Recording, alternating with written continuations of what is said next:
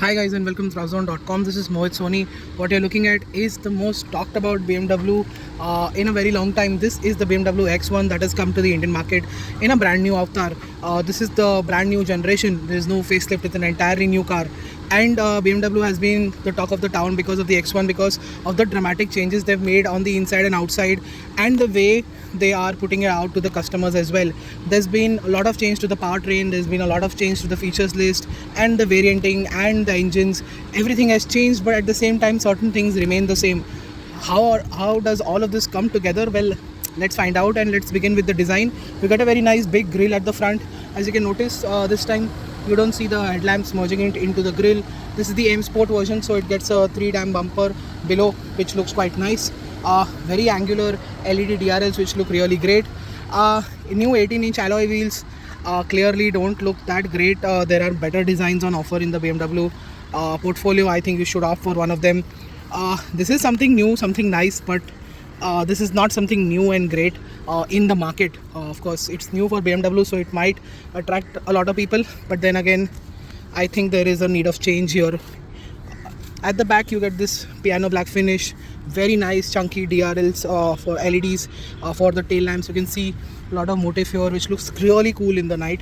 And you've got that spoiler coming in, and all of these aero elements are here to make sure that it is aerodynamic as possible. The piano black finish, the diffuser type design at the back, and the overall look of the side profile hasn't changed much. So this is sort of continuing with the winning formula over the first generation X1 that was available, which was a little bit more estate like. Then it became an SUV, and now it continues to look like an SUV, mostly SUV, but still sort of crossover elements are present on the car. Let's begin with the interiors, and since we are at the back, let me tell you there is an electric tailgate, reversing camera and reversing sensor. That is the kind of boot you are getting with the X1. Very spacious, almost 400 liters in space.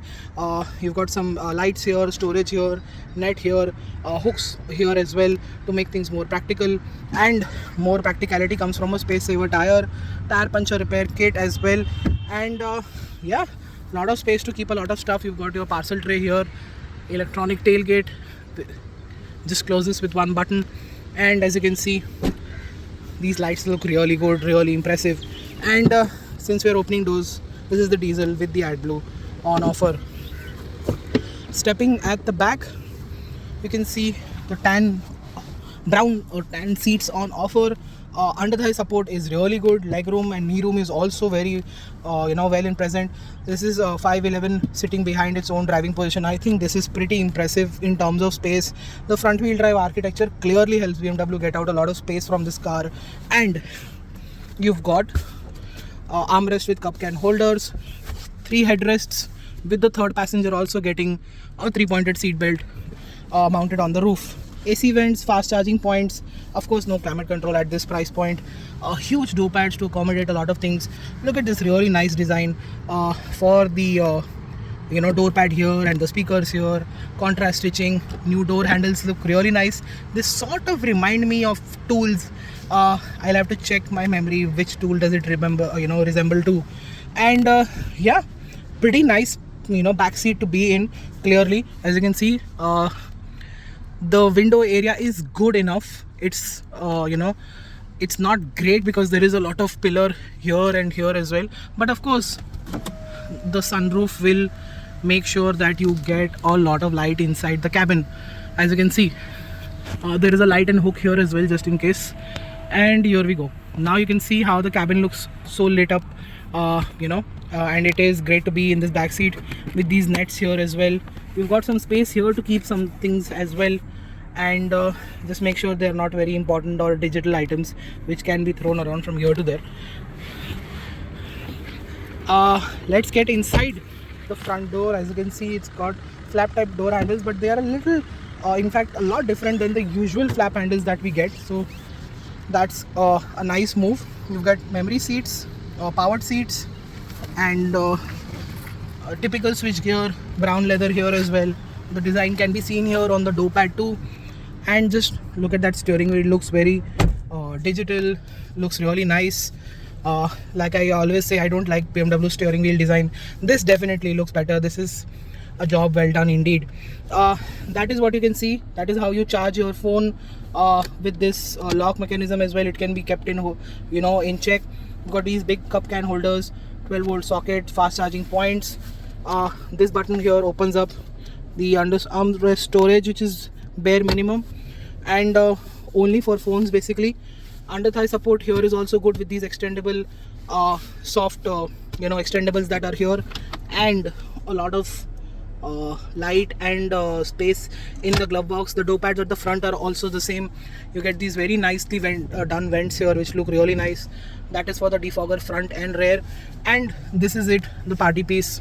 Again, this is going to be standard almost on every BMW. We saw it in the 3 Series first. The X1 here also gets the same. This is a 10.2, this is a 10.7 inch screen, and it is absolutely brilliant. These widgets look really nice, really cool, and the climate menu is always going to be here just to make sure that you get easy accessibility all the time, because there are no buttons on offer here. So this is great. And this is actually, I just said what this is, but I'm really impressed with how BMW has gotten the whole wireless charger system just right in terms of placement and in terms of how it works. Jumping back to the screen, great fonts, great colors, great layout, great response, slick, fast, smooth, effortless. A lot of features on offer. Finally, wireless Apple CarPlay, Android Auto is on offer, and this is actually quite brilliant. This is the updated iDrive system that we are seeing here for the first time. This is actually updated 8 version, so this is actually quite brilliant. It gets the wireless Apple CarPlay, Android Auto, which is available with the updated version, that is for sure. And the media system, as you can see, Harman Kardon audio system works really well. And you've got this notification screen here on offer. You've got this new center console, which I want to explain. So once you put it in drive like I did right now, there is no P button, so you don't need to press this or do this or do this, any of that. You will have to press the parking brake, electronic parking brake, handbrake, which is the electronic handbrake basically. Once you put that, the P, it goes into park and it goes into handbrake at the same time. So I think this is great, but at the same time it will take some time getting used to, because the moment I sat in the car first, I just could not, I thought this is the handbrake, so I don't need that, I'll put it into park. So it will take some time, but now that it's going to be actually brilliant. You've got auto hold, and for the first time ever we are seeing, of course, it's in there in the 7 Series, new 7 Series, of course, lane departure warning and for forward collision warning is on offer with the X1, making it one of the first few cars in this segment to have ADAS like features. So it's not a full suite of ADAS features, but a couple of them are here, and the 2 important ones are these. The other thing that I want to show you, of course, is this. Look at the amount of parking features that the BMW has. Let me just take it a little ahead. Yeah, getting back into reverse, you get this parking view, you get this assist view, which make sure that you get a complete view of what is behind. A panoramic view for the rear only. There is no camera at the front. And as you can go into the settings, you can see parking guidelines are available, obstacle markings are also available. So both of this will make sure that you park with a lot of certainty, and I think that's brilliant. And drive off monitoring is the speed is limited when the driving off is an obstacle detected. Basically this is forward collision warning, so which is brilliant to have. And the PDC sounds can be turned off immediately if you get irritated by it for any reason. And the park distance control is here, reverse assist is here, and just all of with the ADAS features on offer, it just does not help you stay safe, it helps you park safely and park better and park easily. So a lot of features that are available with the ADAS to make sure that it's not just safer, it's better and convenient for everyday basis as well. And this is how the screen looks like. We know the screen, it looks really good, all the functionalities work really well, and it's just very smooth, very quick indeed. Going back, there's a permanent button here, and these are the displays, the instrument cluster, and all the features available on offer. And yeah, I think there's a lot of features on offer. You can see your engine oil check control, vehicle apps is separately, these are the vehicle apps of course. And going back, you'll see infotainment apps has a separate screen altogether. So Android Auto, Apple CarPlay, radio, telephone, navigation, weather and messages are also here. So this should make life easier for the everyday things. You just need to go inside and not go through these whole host of features which can be distracting while driving. Of course, it's always recommended that you put on your setting and then start driving as well. And like I said, the sound system by Harman Kardon is good. The new buttons are also good to operate. You press that here and the content and layout comes out. I've done a very interesting short video on this from the 3 series. It's pretty much the same. Go and check out that video. There is the limiter here. You've got paddle shifters which are really nicely marked here, and this is of course gotten the boost as well. The engine start stop button is here. This is the hazard light, and you know, all of this is quite impressive. You've got space below as well. Just look at the amount of space that is on offer. You can keep a lot of things. So the X1 becomes very, very practical. It has always been quite practical after it became front wheel drive. Now it clearly becomes even more. The 10-inch screen here, which is absolutely brilliant in every single way. There is no denying that. Wireless Apple CarPlay, Android Auto is welcome. Quality is really good, and you know, even deep down there the plastics feel really impressive. And you've got this button here. If you press, these are the features that come in: the ambient lighting, the cockpit brightness, the reading lights can be all switched on and off from here. You've got the lights here. You've got BMW Connect as well. So SOS button is on offer. In case of an emergency, you can press it and they'll help you out. With the BMW's call center will help you out get through things. Light integrated into the mirror always looks really well, and yeah, pretty good. Really impressive interior. BMW's taken the game to the next level. It looks really nice, very high quality. I can't really fault anything with this entry level SUV. BMW's taken their SUV game very, very seriously than ever before, and that's very good to see, because that's where the market is shifting right now. Almost 50% cars are SUVs. So pretty impressive to see what is on offer. Let's start driving and see what are the changes, and that's where also there's a lot of talk that has been happening. So let's discuss that.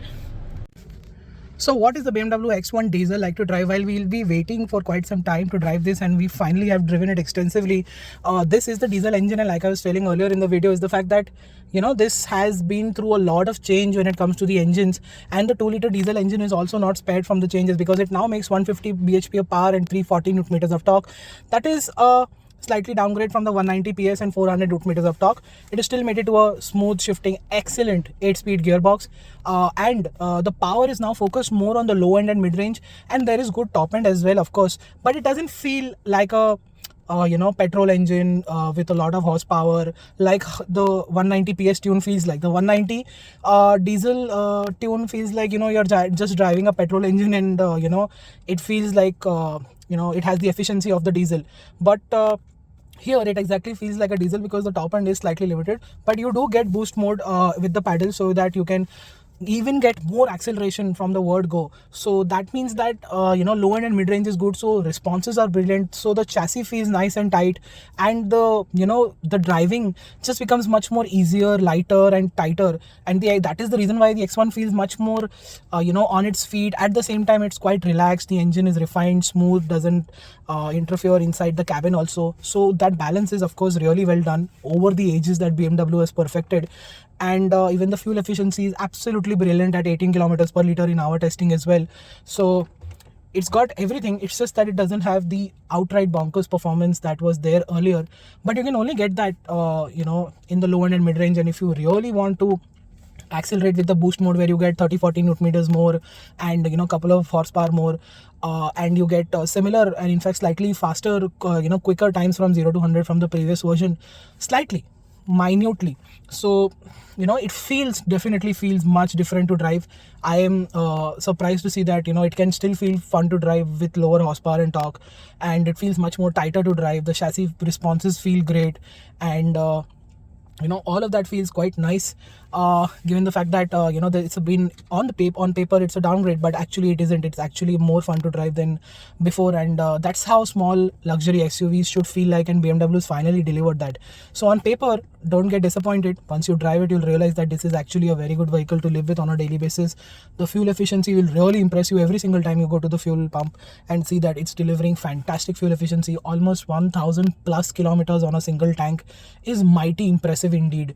And let's say you can do from Bombay to Bangalore in just one full tank. So that is absolutely brilliant to have, in today's time. It is much more convenient, and all you need to do is just drive. In terms of handling, like I said, it feels much more nicer with the responsive engine. The chassis always is good. This engine tune makes you realize that the chassis is great. You can push it harder, you can have even more fun. The steering is precise, feedback is good enough, brakes are excellent, tires cope up quite well, and the ride quality is also really, really good. Previously it did feel a lot more stiffer. Now it definitely feels more compliant, just like any other new BMW. They just keep on getting more comfortable, and the X1 is no exception indeed. At the price point, it is just about enough value for money. What you're getting is a very good infotainment system, a very good sound system. The drivetrain aspect is truly sorted in the diesel. We really love for what is happening here. Something new has happened, something exciting has happened at the cost of nothing else except for a bit of more money that BMW India is asking for. And that's what makes the BMW X1 a really impressive package. The Volvo XC40 is gone, petrol and diesels both are gone. The Audi is just available with a petrol engine, which is actually a quite powerful petrol engine. The GLA is here with petrol and diesel engines. So I think, there is no competition from Lexus or Jaguar or Land Rover right now within that category. There is the Evoque, of course, but that is quite a lot of much more expensive than the X1. And BMW will target the Evoque someday or the other with some other product. So stay tuned to our website to know more about that. Stay tuned for more videos and photos coming on our channel and website about the BMW X1 and everything else in the auto industry. Thank you so much for watching. See you next time. Goodbye.